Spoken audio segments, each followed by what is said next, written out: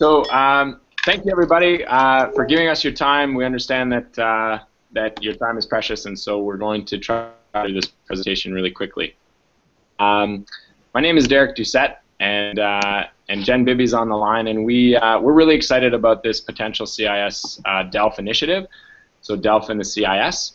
And so we're just going to talk to you a little bit about what the DELF is, talk to you a little bit about our experience, and then the next steps that we can embark with your teachers, your French teachers.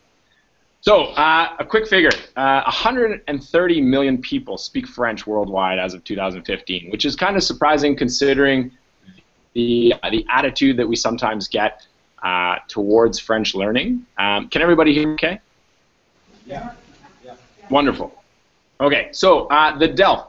The DELF is, it's run out of the French Embassy, and so it's an internationally recognized language proficiency program. At the end, you get a certificate based on the level that you challenge and are, in fact, successful at. So A1 shows a basic user, A2 is elementary, B1 is intermediate, and that's sort of where a student can travel to any French-speaking region and get along just fine, be completely understand everything that's coming in, but not be all that polished or refined.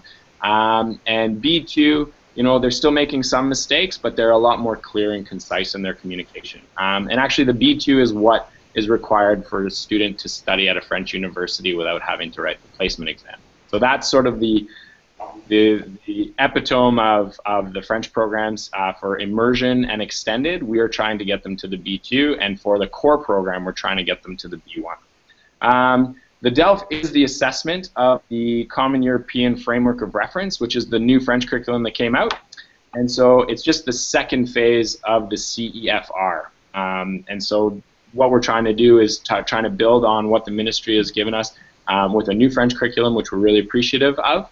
And give students something at the end of their French language that speaks specifically to their competency across all the 5 aspects of language. And the 5th one being interaction, and that's one that's often missed. What we like about the DELF is that it is a focus on authentic language acquisition. And so it kind of takes the cheese out of the French programs. And so the cheese is at the lower levels because we're trying to engage young learners, but in the high school level, we're really looking for really pushing that language. This quote with Nelson Mandela: if you talk to a man in a language he understands, it goes to his head, and if you talk to a man in his language, that goes to his heart. It speaks to me personally because it's all about being able to communicate with others in their own language. And so what this is when students learn language in school, they have school French, and so when they are put into authentic situations, they often freeze up or feel really self-conscious because things aren't moving at a real pace. And what the CEFR and the DELF help us to do is to make sure that we are teaching them authentic language, real pace, so that we ideally avoid that freeze up and make them better able to express themselves in. So, a few key points. The research indicates that the B2 learners keep their language longer. So if a learner does get to the level of being a B2, the idea of if you don't use it, you lose it happens a lot more slowly. And so that's our goal with the immersion again and extended programs, is we are trying to get our learners to B2. And the nature of the core program is the B1 is a pretty high level, and the gap between B1 and B2 are really is really significant. And so those core kids will lose their language more quickly if they are not practicing.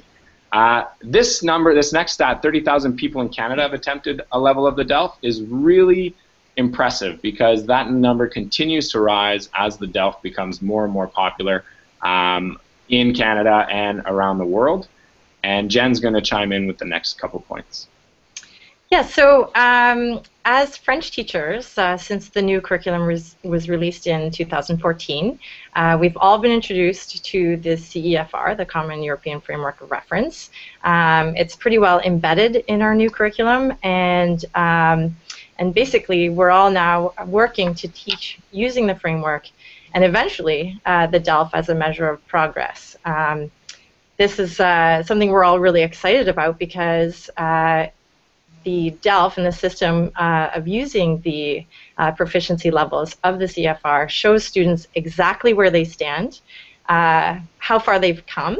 It uses very positive language and can-do statements, and also where they're going next on the language learning continuum. So in following up with that, and after personally hearing all about the DELF through Derek and others and being introduced to the CEFR, I decided last June to attend a week-long training session to become a DELF examiner like Derek. So we now have the authority to grant DELF certificates after this week-long training session that we took.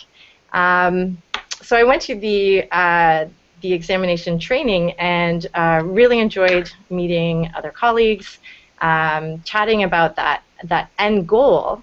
But by the end of the training session, I began to ask the question, what are my colleagues doing in their classes to align themselves with the CEFR and our new curriculum framework to prepare their students for the DELF?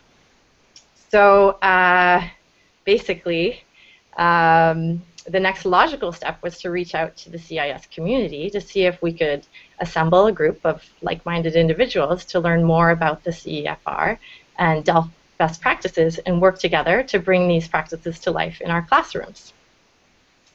And so Derek and I met and chatted about what the possibilities were to come together as a larger group, a larger CIS group, to collaborate, to work on this sometimes overwhelming task of the redesign of our curriculum and our programs.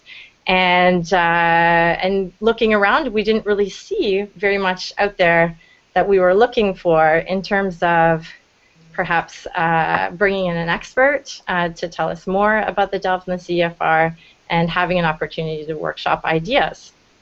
So we decided to make up our own conference. And on December 5th this year, it's a Saturday, we are hosting at Royal St. George's College a mini conference for CIS French teachers. We've invited the superstar of the DELF, who is Denis Cousineau, an expert from Ottawa, who I've seen present at a few conferences and who was my trainer at the DELF examination, who is coming to basically bring, hopefully, many CIS teachers on board with CFR best practices. And we thought we'd start with him as a keynote speaker and finish off with an opportunity for all the French teachers to workshop their ideas and come away from a conference with something they can use right away in their classrooms. So we're pretty excited about this initiative, and registration is going to be up on the CIS website next week. And we're so happy that Jan gave us this opportunity today to speak with all of you and ask that you help us out in promoting this mini conference that's coming in December to all of your French departments. Yeah. And one more thing is that we understand that we're not alone, and as French teachers, we, due to small class sizes, one section courses, that kind of thing, we understand that we don't often get a chance to collaborate. We actually had a call this summer with Nadia from St. Mildred's, who's been running the DELF at St. Mildred's with her team for the past 3 years as well. And so that's really what prompted this reach out, is we know that there are great things happening in other schools, and we just want to sort of not only benefit from others' experiences, but offer the support to those who need it and try to get a collaborative professional learning network or a professional learning community together so that we can enrich the French programs across the CIS, where it's not something that's competitive, it's more that it's collaborative, and we can even take advantage of different things to connect our students maybe later. But what you see on the screen right now is the CIS DELF hashtag, and so Jen and I have started to just sort of put a few things up there, but we hope that if some of your French teachers are on Twitter, that they can start to contribute some resources to that, and it can be sort of a pool that we can draw from when we're trying to make those language lessons so valuable and meaningful for our students. So yeah, to echo Jen, thanks again so much for giving us the time today. And as she said, the registration will be open next week on the CIS website. And we hope to hear from and meet a lot of your French teachers on December 5th. Thanks. Thank you. Merci. I think next, Jan's doing the questions. Is that right? Yeah. Okay, great. Thanks, guys. Thank you.